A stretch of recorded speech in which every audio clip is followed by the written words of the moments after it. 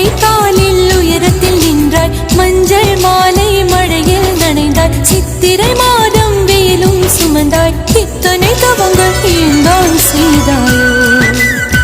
தேன் சிதறும் மன்மத மலரே இன்றே சொல்வாயோ? இளந்தளிரே இளந்தளிரே, வெள்ளி மலர் அன்று இயற்றிய தவம் எதற்கு? பெண்மங்கை உந்தன் கூந்தல் சேர்வதற்கு.